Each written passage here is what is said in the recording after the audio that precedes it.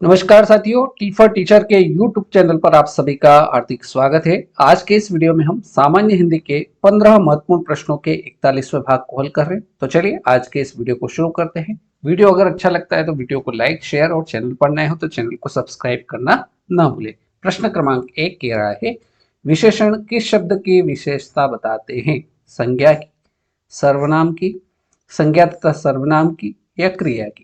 तो विशेषण शब्द किसकी विशेषता बताते हैं? तो ये बताते हैं संज्ञा तथा सर्वनाम की। ऑप्शन सी बिल्कुल करेक्ट आंसर हो जाएगा। प्रश्न नंबर 2 इसमें पूछा जा सकता है कि विशेषण कितने प्रकार के होते हैं? तो विशेषण के प्रकार हमें याद रखना है कि विशेषण 4 प्रकार के होते हैं। इसमें दूसरा क्वेश्चन ये अपने को याद रखना है। प्रश्न संख्या 2, प्रश्न क्रमांक 2 कह रहा है, जागृति शब्द में कौन सा प्रत्यय है? शब्द है जागृति, इसमें बताना है प्रत्यय कौन सा है। प्रत्यय क्या होता है? शब्द के पीछे लगता है। ई, ती, इति या इत। तो जागृति में जो प्रत्यय होगा वो होगा कौन सा? इति। ऑप्शन सी एकदम करेक्ट आंसर हो जाएगा। ठीक है, आगे बढ़ते हैं क्वेश्चन नंबर 3। क्वेश्चन नंबर 3 कह रहा है, संवाद शब्द में कौन सा उपसर्ग है? उपसर्ग क्या होता है? जो शब्द के आगे लगता है। तो इसमें संवाद शब्द में कौन सा उपसर्ग होगा? स, सम, सु या सत? तो संवाद में जो उपसर्ग होगा वो होगा सम। ऑप्शन बी एकदम सही उत्तर हो जाएगा। ये जो म है ये आधा म है ना, ये आपने को याद रखना है। क्वेश्चन नंबर 4, अक्षत का विलोम शब्द बताना है। क्षति, चावल, विक्षत या पूर्ण? तो अक्षत का जो विलोम शब्द होगा वो होगा विक्षत। ऑप्शन सी एकदम सही उत्तर हो जाएगा। प्रश्न क्रमांक 5, विज्ञ का विलोम शब्द क्या होगा? अज्ञ, तज्ञ, प्रज्ञ या चतुर? तो विज्ञ का जो विलोम शब्द होगा वो होगा अज्ञ। क्या होगा? अज्ञ। ऑप्शन ए एकदम सही उत्तर हो जाएगा। अज्ञ का अर्थ क्या होता है? अज्ञ का अर्थ होता है मूर्ख। अज्ञ का अर्थ क्या होता है? मूर्ख। और विज्ञ का अर्थ क्या होता है? विज्ञ का अर्थ होता है पढ़ा लिखा। विज्ञ का अर्थ क्या होता है? पढ़ा लिखा। ठीक। प्रश्न क्रमांक 6, प्रश्न क्रमांक 6 कह रहा है, गंजेड़ी शब्द में प्रयुक्त प्रत्यय है। डी, एडी, एडी या जेडी? तो गंजेड़ी शब्द में प्रयुक्त प्रत्यय जो होगा वो होगा एडी। ऑप्शन बी एकदम सही जवाब हो जाएगा। क्वेश्चन नंबर 7, संगम में प्रयुक्त उपसर्ग। संगम में प्रयुक्त उपसर्ग बताना है। स, सम, समम या संग?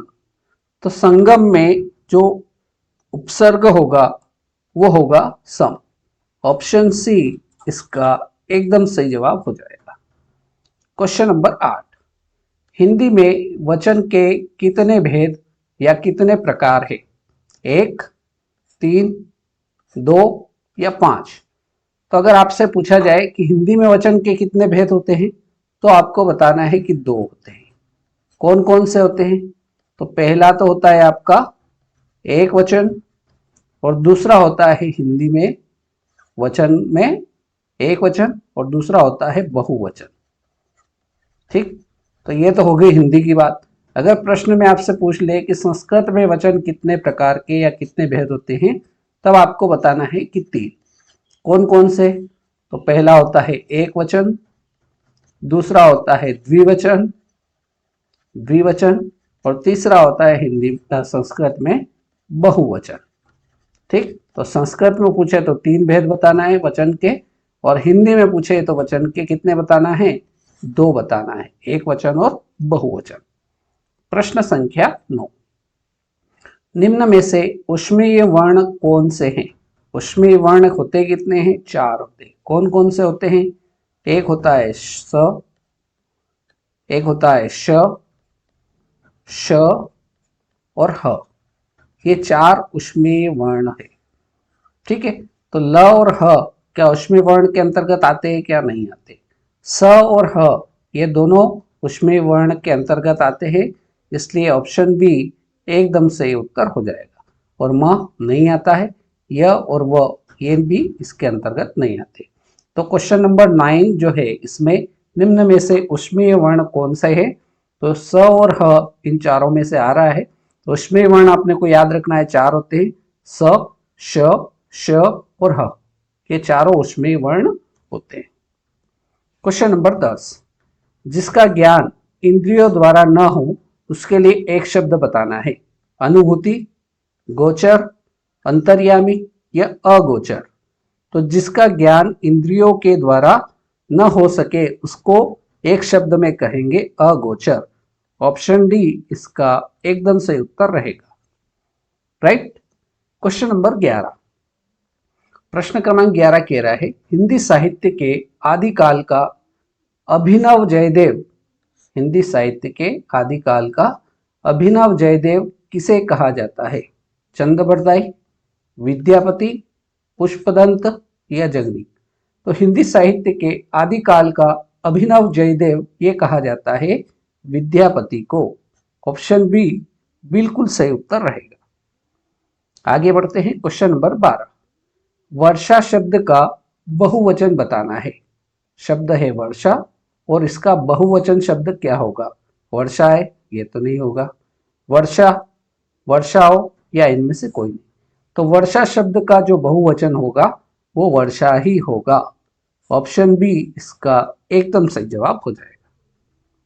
प्रश्न क्रमांक 13, प्रश्न क्रमांक 13 कह रहा है, गुरु के समीप रहने वाला विद्यार्थी, गुरु के समीप रहने वाला विद्यार्थी, इसको एक शब्द में क्या कहेंगे, या इस वाक्यांश के लिए एक शब्द क्या होगा।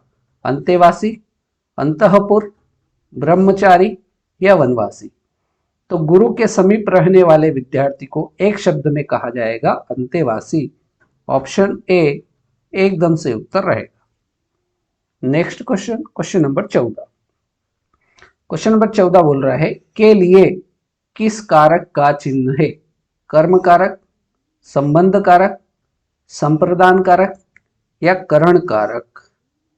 तो आपको सबसे पहले तो मैं बता दूं, कारक कितने प्रकार के होते हैं, 8 प्रकार के होते हैं। ठीक। अब इस प्रश्न पूछ रहा है के लिए किस कारक का चिन्ह है। तो के लिए किस कारक में आता है, संप्रदान में आता है।